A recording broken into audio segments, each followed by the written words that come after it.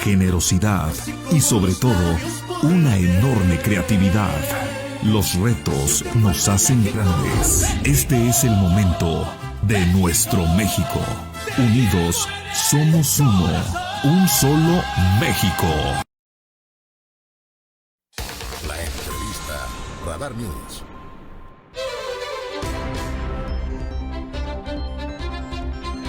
Bueno, muchísimas gracias. Son las 8 de la mañana con 4 minutos, 8:04. Gracias también por seguir con nosotros en este espacio informativo. Y bueno, déjeme comentarle también a usted que estamos literalmente a 4 días del regreso a clases.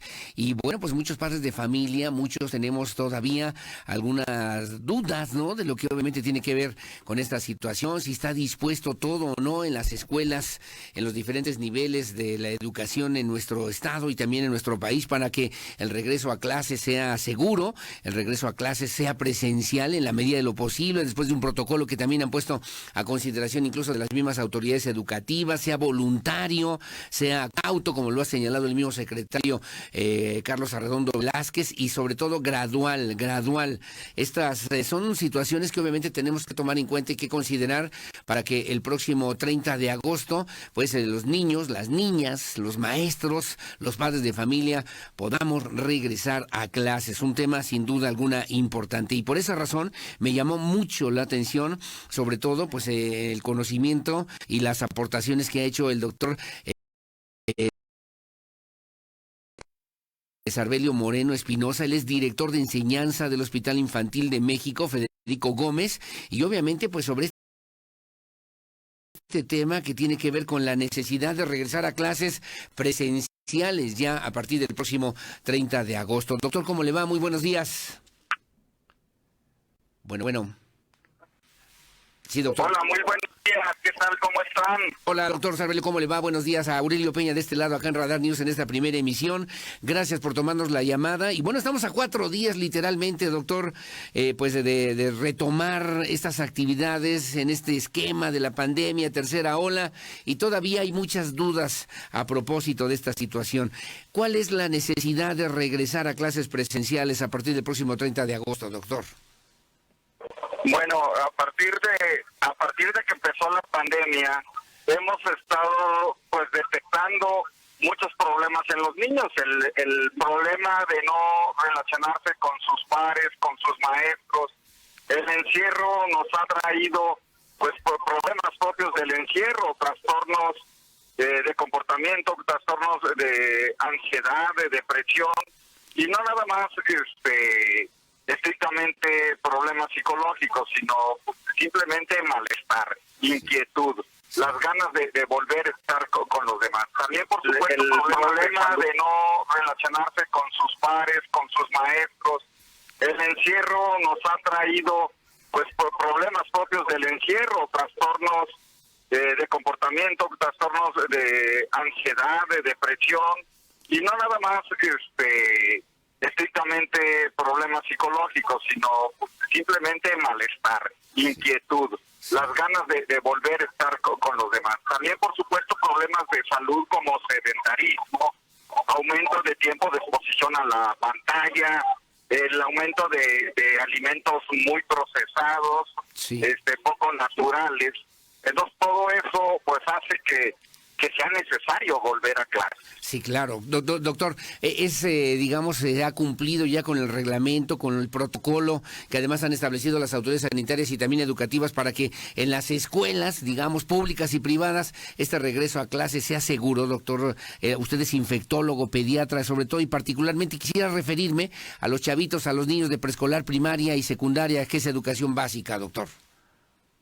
Sí, mire, el problema que estamos teniendo, actualmente estamos en la tercera ola. La tercera ola es de pacientes no vacunados. Los niños pertenecen a este grupo de pacientes no vacunados. Y hemos estado observando más casos en edad pediátrica. Esto como producto de que se ha recorrido el grupo de edad para los no vacunados o que no han estado tan expuestos y no han adquirido la infección de manera natural. Sí. Y a esto le agregamos la circulación de la variante Delta de coronavirus, que es más infectante. Pues sí estamos teniendo mucho más casos en la población pediátrica. Sí, claro. Entonces, algo que no se había previsto antes del regreso a clase. Entonces tenemos que tomar las providencias para que esto ocurra. Sí. Me parece muy prudente este formato de opcional, favoreciendo la opinión de los padres para que los niños regresen. Por supuesto es que sería muy útil que los niños regresaran a clase, pero tiene que hacerse con mucha precaución. Tenemos que estar bien seguros de que las escuelas ofrezcan las garantías que los niños requieren. A partir de la pandemia se han hecho todo un despliegue de estrategias, algunas sugeridas por la Organización Mundial de la Salud, por la UNICEF, algunas iniciativas propias de las escuelas, de la misma Secretaría de Educación Pública, de la Secretaría de Salud, que facilitan que se pueda hacer este regreso a clases. Por supuesto que tenemos que tomar en cuenta individualidades de cada niño. Claro. Si el niño vive en un ambiente en el que tiene pacientes inmunocomprometidos o el niño tiene alguna comorbilidad, pues también se tienen que tomar en cuenta estas características propias de cada uno, el peligro de llevar la enfermedad a casa cuando tienen algunos pacientes que tienen comorbilidades. Sí, sí. Pero si todo se hace, tenemos que aprovechar que la escuela también es un refuerzo para las buenas costumbres, como el lavado de mano, el uso de cubrebocas. Sí, Los niños que se han infectado antes del regreso a clase lo están haciendo en el centro comercial, en el paseo, en el parque, en situaciones donde no deben de estar. Sí, Los niños que no vayan a la escuela muy probablemente van a estar en estos lugares. ¿Sí? La escuela es un lugar de educación donde se fortalecen costumbres positivas y entre ellas las de la sana distancia, las del uso de cubrebocas y las del lavado de manos, y hay que sacar ventaja de esta situación. Sin duda alguna. Usted es infectólogo, pediatra, obviamente. Hay incluso también un posicionamiento ya del Colegio de Pediatras aquí en el estado de Querétaro a propósito de esta situación. Pero muchos nos preguntan, doctor, estoy platicando con el doctor Sarbelio Moreno Espinosa, director de enseñanza del Hospital Infantil de México. Entendemos que la responsabilidad de los padres de familia para hacer este primer filtro, y luego llegamos a la escuela en un segundo filtro, también con cierta responsabilidad, y luego las autoridades de salud y de educación que también tienen que estar al pendiente, pero finalmente en este país muchos nos preguntamos, doctor, la mera verdad, ¿en dónde queda la responsabilidad de los padres, de los maestros, de las autoridades en salud, en educación, para que el esquema del regreso a clases realmente sea seguro, doctor? Sí, aquí es donde vamos a ver realmente de qué estamos hechos. Sí. Aquí es donde se debe de demostrar para que este regreso sea exitoso el civismo de los papás. Es común, por ejemplo, en las guarderías que no aceptan a un niño que está enfermo antes de COVID, le damos un antigripal para que pase el filtro, ya una vez pasado el filtro hay que se vea, ¿sí? Entonces, tomar en cuenta que la salud de tu niño va a repercutir en la salud de los demás niños. Tenemos que tener un principio colectivo, un principio de sociedad, de comunidad, para que esto se lleve a cabo de la manera mejor. Correcto. Hay muchas circunstancias, por ejemplo, niños de muy bajo nivel socioeconómico, que la única oportunidad de tener una comida saludable es el desayuno escolar. Los niños que viven en un ambiente de maltrato, la manera de evadir el maltrato, los momentos en que están en un ambiente más saludable es la escuela. También la educación a distancia pues suena muy bien a nivel particular, pero cuando son muchos niños en una sola familia y lo tienen que hacer de manera por televisión y tienen hijos en diferentes grados, pues se vuelve un tanto cuanto elitista esta educación a distancia, por lo cual sí hay muchas ventajas. El que nosotros podamos sacar estas ventajas va a depender mucho del civismo de cada uno, tanto de los padres, el civismo de los niños más grandes, el civismo de ellos y el civismo que se pueda fomentar en los niños más pequeños. Por supuesto, el cumplimiento de las garantías por parte de las autoridades escolares y y también de salud. Oiga, doctor, hemos escuchado también algunas versiones de que en la segunda ola, por lo menos, el contagio, me acuerdo cuando empezábamos en esta situación hace más de año y medio, nos quitábamos los zapatos al entrar a la casa, el uso de gel antibacterial que sigue siendo también una constante, pero de repente hoy cambia ante la presencia de la variable Delta, que es aeróbico el contagio o esta posibilidad, y que entonces requiere o exige diferentes situaciones que debemos tomar en cuenta. Le preguntaría así brevemente, yo sé que es muy general, cada caso en particular tendríamos que revisarlo y atenderlo por parte de los padres de familia, pero ¿qué cuidados deberíamos tener los padres de familia para decir, a ver, ya estoy listo para mandar a mi escuela a mi hijo, a mi hija, este próximo lunes 30 de agosto? O las escuelas, señores, ya atendimos esto, revisamos esta situación, ya cambiamos aquí, ya cambiamos las ventanas, ya los niños pueden regresar a la escuela. Más o menos, ¿qué tendríamos que pensar en estos dos ámbitos? ¿Podría decirnos alguna recomendación, doctor? Por supuesto, bueno, ha habido aprendizaje, ya sabemos que hay medidas que no funcionan, que no son de utilidad, como los tapetes con cloro para entrar a los lugares, y hay otras que se han fortalecido, como el uso de cubrebocas, sí, el lavado con alcohol gel, el ser más estricto en estas medidas. Hay cuestionamientos que hace mucha gente, que la Organización Mundial de Salud dice que no es, que los niños menores de 5 años no deben de usar cubrebocas, que es mayor el riesgo, pero hay otros posicionamientos de otros organismos también internacionales más a favor de, por ejemplo, la Academia Americana de Pediatría sugiere el uso de cubrebocas a partir de los 2 años de edad, y se ha visto en muchas escuelas y a lo largo que llevamos de estar en la pandemia, que los niños pequeños también pueden utilizar el cubrebocas de una manera supervisada y de una manera exitosa. Probablemente muchas de las opiniones de la Organización Mundial de la Salud son muy globales, pensando en los niños de la Guinea Ecuatorial y de Bangladesh y de Burkina Faso, que no tienen las suficientes medidas o capacidad económica para poderlo hacer, pero los niños mexicanos, aún viniendo de extractos socioeconómicos más pobres, sí son capaces de utilizar bien el cubrebocas, y sobre todo si se hace de una manera supervisada, ¿sí? Sí, claro. Es más, el mismo posicionamiento de la ONU en cuanto al uso de cubrebocas constantemente va evolucionando. Entonces sí, tenemos que fortalecer todas estas medidas, como el uso de cubrebocas, el lavado de manos, el lavado con alcohol gel, el no salir cuando no se requiere, y sobre todo las estrategias que tienen en las escuelas de intercalar los días en que van los niños, en hacer esquemas mixtos, en línea y presencial, la salida a los descansos en diferentes tiempos, sí. La ubicación en los lugares de las escuelas.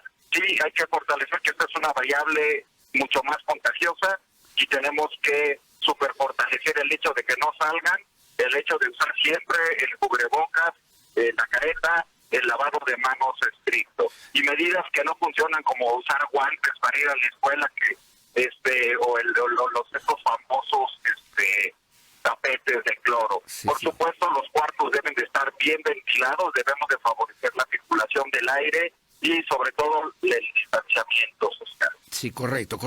Sí, porque muchos padres me llamaban y me decían, yo voy a comprar un uniforme como un overol especial para que mi hijo solamente se le vean los ojos, y una máscara y 3 cubrebocas, y le voy a poner guantes y le voy a poner unas... Bueno, y de repente decimos, eso sirve, eso se necesita, porque además hay otro dato, doctor, y finalmente, y agradecerle como siempre al doctor Sarbelio Moreno Espinosa, pero el día de ayer por lo menos, fallecieron en Nuevo León menores de edad, chavos de 15, de 17 años, que no habíamos visto ni en la primera ni en la segunda ola, doctor, pues. Miren, estadísticamente, si hay más casos, es más probable que haya más muertes o más pacientes graves, pero en proporción, en porcentaje, no son mayores que los que se observó al principio. El número de casos sí es muchísimo más alto, ¿sí? Pero es más fácil que de 100 casos haya un fallecimiento que de 10 casos, que eran los que se veían anteriormente. Sí, claro. Bueno, pues ahí están las recomendaciones y las consideraciones. Doctor, ¿dónde podemos informarnos más a detalle de lo que técnicamente realmente tenemos que hacer los padres de familia, y también se tiene que tener ya listo en las escuelas para que esto pueda funcionar, doctor?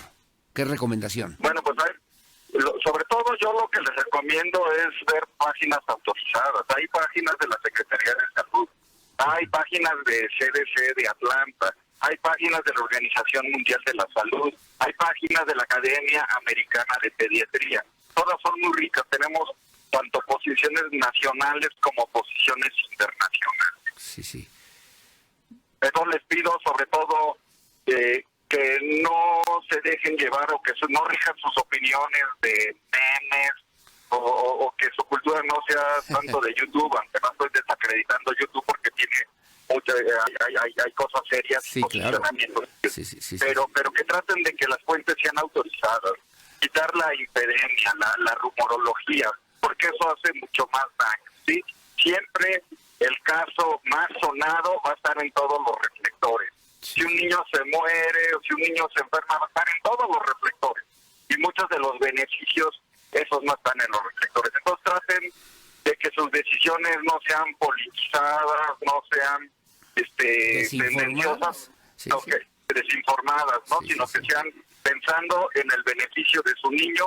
Y por supuesto, vivimos en una sociedad, tenemos que pensar en el beneficio de la colectividad, porque así como uno puede afectar, a uno lo pueden afectar. Sin duda alguna. Pues estaremos en contacto, doctor. Le agradezco mucho, doctor Sarbelio Moreno Espinosa, director de enseñanza del Hospital Infantil de México, Federico Gómez.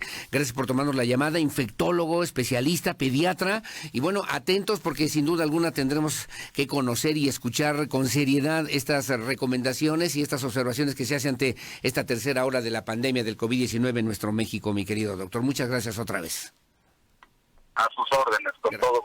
Gracias, doctor, que tenga buen día. Mire, yo tengo aquí en mis manos, por cierto, una circular entre los pediatras en Querétaro, a nombre justamente de la doctora Liliana Esparza Naya. Ella es presidenta del Colegio de Pediatras en el estado de Querétaro, a propósito de este regreso a clases, de esta situación que me parece importante considerar varias situaciones que ya platicábamos con el doctor Sarbelio sobre esta necesidad de entender, ¿no?, lo que es la corresponsabilidad que nos toca a los padres de familia y también en las escuelas para atender esta pandemia, esta situación. Y dicen también, más o menos, ¿por qué se contagian ahora los jóvenes y los niños? Dice el Colegio de Pediatras en Querétaro, porque estamos saliendo más, porque bajamos las medidas de seguridad, porque no están vacunados, porque consideramos que si ya enfermé y me fue bien, o si estoy vacunado ya no me voy a enfermar, por lo tanto no uso cubrebocas. Eso es falso, teniendo además en cuenta el regreso a clases. Trata de una corresponsabilidad de padres de familia, alumnos, autoridades de gobierno, autoridades escolares, alumnos, autoridades de salud, psicólogos y médicos. Debe ser individualizado para cada país, cada estado, cada comunidad, así como también para cada uno de los centros escolares o para los alumnos y maestros en cada una de las escuelas. La responsabilidad del gobierno, sí, es proveer de recursos indispensables para que cada escuela sea segura, mobiliario en buenas condiciones, agua, luz, drenaje, jabón, insecticida, cubrebocas, gel antibacterial y áreas limpias, áreas despejadas. La responsabilidad de las autoridades escolares, por ejemplo, me comentan, tiene que ver con el apoyo y flexibilidad, tolerancia y apoyo psicológico con los maestros, alumnos y padres de familia, indicaciones, explicación, información, ejecución de protocolos de seguridad que se tienen que seguir de manera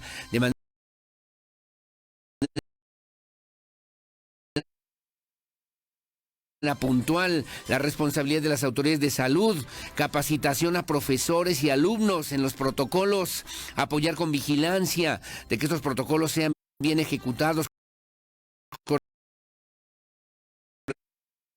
corregir cuando sea necesario,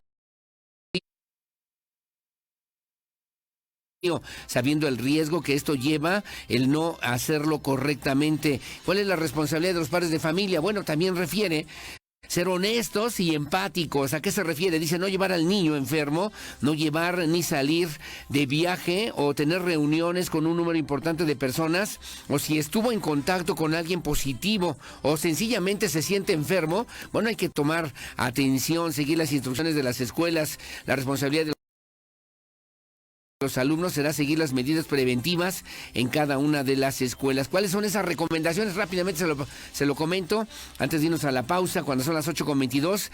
Uso correcto de cubrebocas, cubrir boca y nariz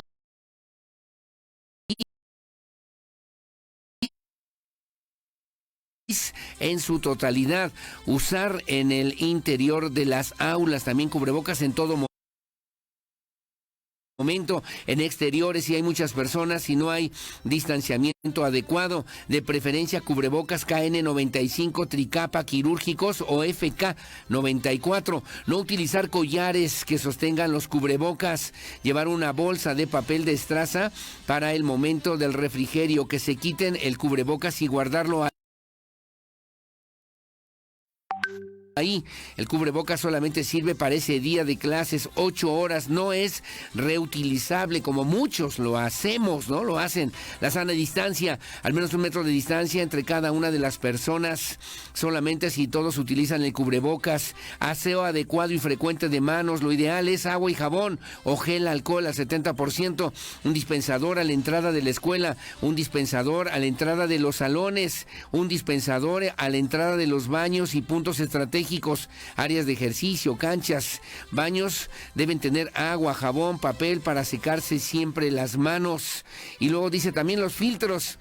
El primer filtro es con los padres de familia, que actuamos con empatía y responsabilidad al no llevar a los niños enfermos por ninguna circunstancia. El segundo filtro, en las escuelas, ya en el aula, tomar la temperatura en la frente de cada niño. En la entrada, no tomar la temperatura, porque se debe agilizar la entrada y evitar aglomeraciones. Se debe tomar bien la medición de la temperatura corporal, no en la mano, puede ser en la frente sin ningún problema. Solamente si son grupos pequeños, respetar la sana distancia. Un niño sano, sin síntomas de enfermedad, esquemas de vacunación completo de acuerdo a su edad. No deberán acudir niños con alguna comorbilidad, como pueden ser asma, desnutrición, inmunodeficiencia, cáncer, obesidad, síndrome de Down, diabetes, a menos que estén controlados o que exista una nota explícita de su médico, porque son más vulnerables. Familiares vacunados.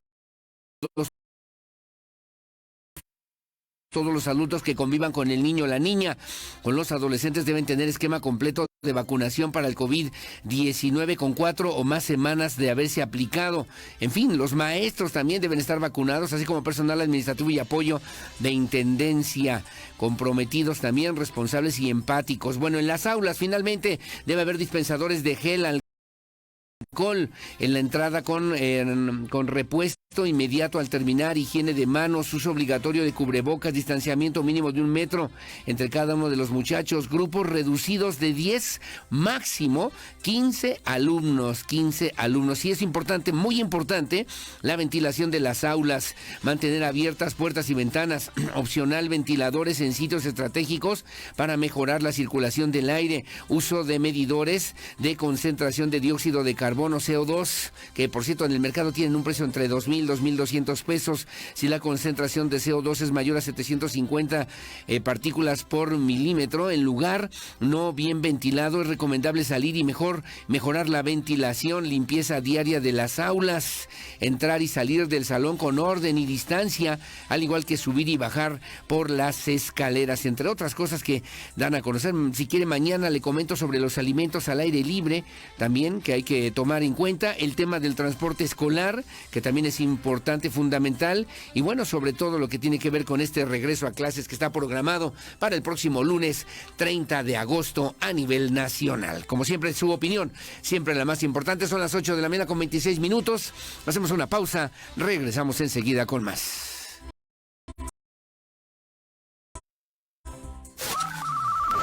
Comunícate con nosotros.